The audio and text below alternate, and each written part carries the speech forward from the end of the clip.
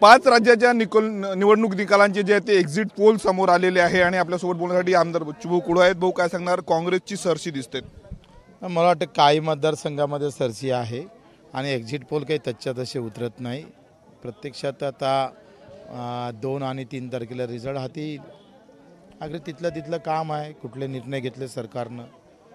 आखरी मला असं वाटतं का कोणाची सत्ता आहे त्याच्यापेक्षा ती सत्ता कोणासाठी असते फार महत्त्वाचं आहे। सत्ता काँग्रेसची असू दे का बीजेपीची असू दे, पण ते आमच्या शेतकरी शेतमजुरासाठी असली पाहिजे, एवढंच खरं आहे। भाऊ, 2 ते 3 दिवस अवकाळी पाऊस राज्यभरामध्ये झालेला आहे। मुख्यमंत्री कार्यालयाकडून यादी प्रकाशित झालेली आहे ज्या जिल्ह्यांमध्ये नुकसान झालेत, परंतु अमरावती जिल्ह्यामध्ये अनेक भागामध्ये नुकसान झालेलं आहे, परंतु अमरावतीचं नाव त्यामध्ये वगळण्यात आलेलं आहे। काय सांगणार? नाही, नाव वगळण्याचं असं काही नाही। हा स्टँडिंग जी आर असतं। जर जेव्हा 33% वर ते नुकसान होतं तेव्हा ते घ्यावंच लागतं। त्याच्यासाठी काही पत्रांनी याची काही गरज नसते। आपला स्टँडिंग जी आर आहे ना।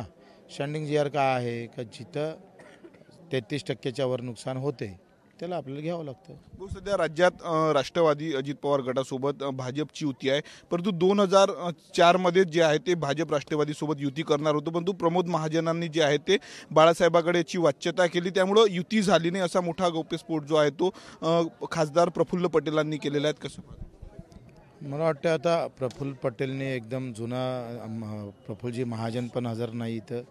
त्यांनी गौप्यस्फोट कसा केला, कुणाच्या आधारे केला, होऊ शकतं। राजकारणात मी सांगतोय आखरी हे सत्तेचं राजकारण आहे आणि जिथं सत्ता भेटतं तिथं त्या युत्या होत असते आणि ते करतातच।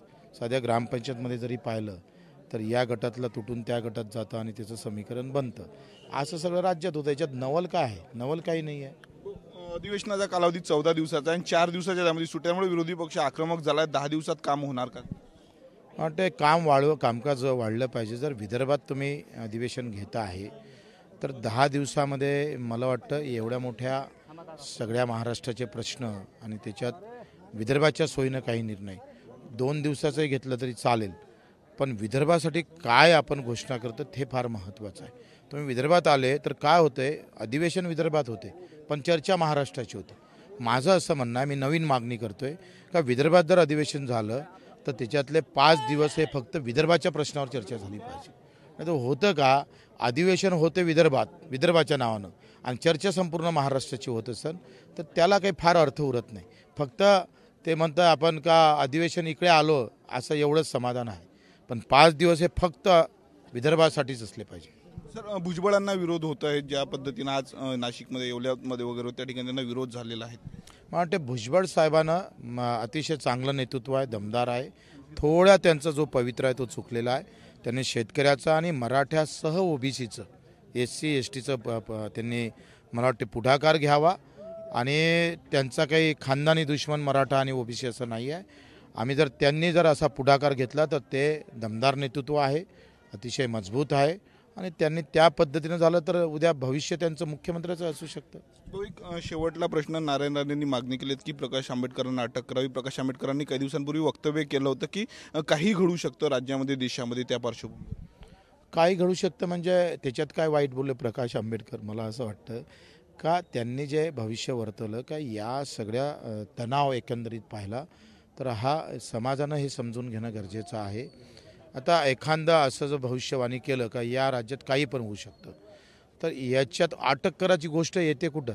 नारायणराव राणेंनी ते असं वक्तव्य का केलं, नशी मागणी काय केलं, त्याचं नवल वाटतंय।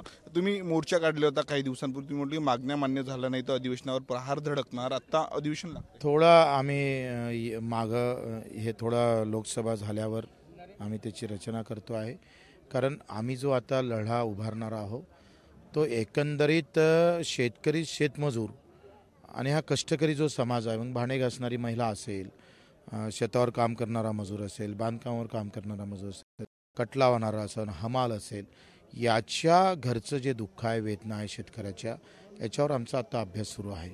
आणि बजेटमध्ये जसं अमेरिकेनं काय केलं का एक कायदा आणून या सगळ्या घटकासाठी एक कायदा आणून बजेटमध्ये त्यांचा किती हिस्सा असला पाहिजे हे निश्चित केलं। ते या भारतात होत नाही, हे दुःख आहे। म्हणजे महत्त्वाचं असं आहे की आम्ही 65% असल्यावर आमच्यासाठी बजेट जे येतं ते फक्त 10% येतं आणि मग अधिक कष्ट करणारा, अधिक काम करणाऱ्या लोकांवर बजेट फक्त 10%च खर्च होत असेल तर हा अन्याय आहे। आणि मी नेहमी सांगत आलो आहे का हे जातीपातीचे आरक्षणाचे प्रश्न सगळे मिटन. जेव्हा तुम्ही शेतकऱ्याच्या बाजूने उभे राहाल, मजुराच्या बाजूने उभे राहाल, गाव खेड्यामध्ये तुमचं जेव्हा हे बजेट अर्थकारण सुरुवात होईल तेव्हा लोक आरक्षण हा विषय सोडून देईल. कारण नोकरी आणि शिक्षण एवढी ताकद त्या शेतीमध्ये आहे, ते देऊ शकतं. शिक्षणासाठी पैसे देऊ शकतं. आज जर 15,000 रुपये क्विंटल कापसाला भाव राहिला, 10,000 रुपये क्विंटलनं सोयाबीन जर केलं तर कोणते नोकरी चाटणार आहे. पण शेतीला मारल्या जातं, शेतकऱ्याला आळवल्या जातं. गेल्या 50-60 वर्षामध्ये शेतकऱ्यावर सातत्यानं सगळं सरकार तलवारी चालतं, मारून टाकतं, खून करतं, दरोडे करतं. आणि या भूमिकेच्या विरोधात आम्हाला काम करायचं आहे. आम्हाला असं म्हणायचं आहे का आमची जर संख्या 65% आहे शेतकरी शेतमजुराची, तर भागीदारी भी उतनी होना चाहिए. आज 20 लाख कर्मचाऱ्यासाठी आपण 65% बजेटमधले खर्च करतो, 20 ते 25 लाख कर्मचाऱ्यासाठी.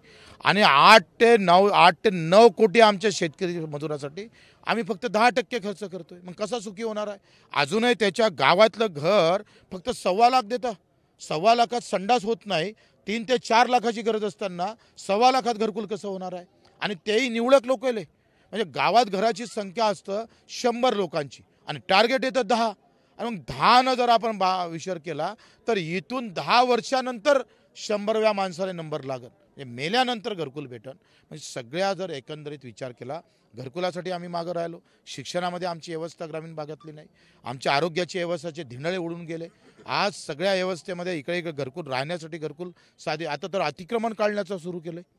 सर्वोच्च न्यायालयानं सांगितलं का गावालागतचं जे अतिक्रमण आहे, जे 40-40 वर्षापासून अतिक्रमण करून बसले आहे, त्यांना काढण्याचा निर्णय सर्वोच्च न्यायालयानं घेतला. केंद्राला कायदा करावा लागेल, राज्यानं कायदा करून हे सगळे अतिक्रमण करणाऱ्यांना नियमाकुल करावं लागेल. घर तर दिलंच नाही. 2022 तक सबको घर, मोदी जी ने कहा था. कहाँ घर है सबको. अरे घर तो दिया नहीं, आप जगह भी उसके छीन रहे हो, तो ये नहीं चलेगा. कॅमेरामॅन अनिकेत दहातोंडेसह मी स्वप्नील उमाप, TV9 मराठी, अमरावती.